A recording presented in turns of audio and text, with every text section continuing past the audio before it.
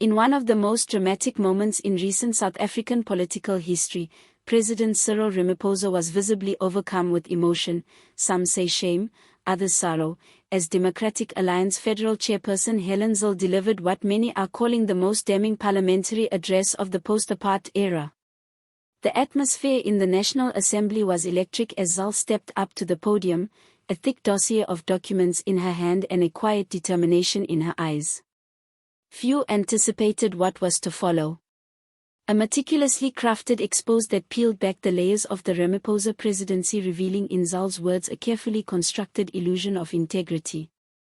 4 years the president stood before this house, before the people of South Africa, and promised a new dawn. Zille began, her voice combat-cutting. He told us he would root out corruption. He told us he was different.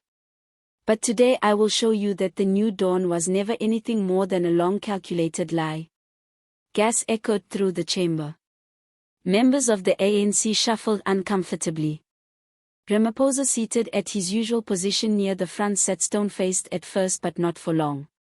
Zille continued by unveiling a series of internal ANC memos, confidential funding reports and minutes from closed-door meetings allegedly linking Ramaphosa directly to the shielding of key figures implicated in state capture, individuals he had on record promised to bring to justice.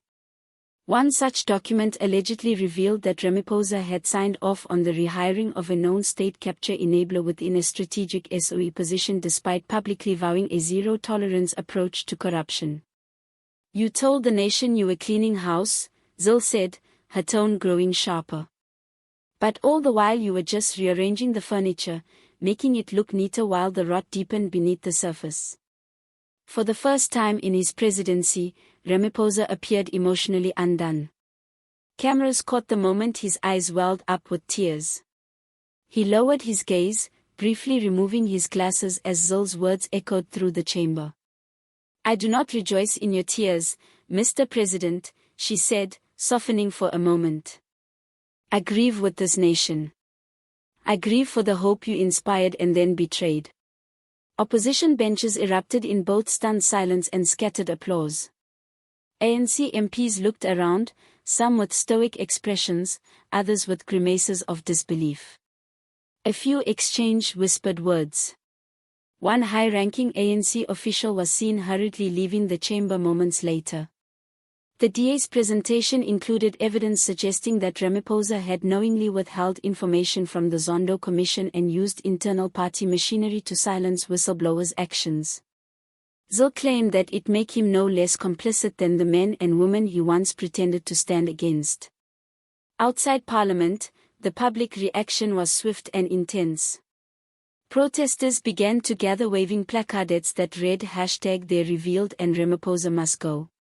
Social media erupted with fury, disbelief, and renewed debate over the president's legacy.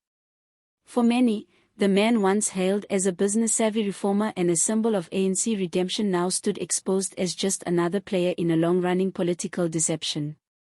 Political analysts across the country scrambled to interpret the fallout.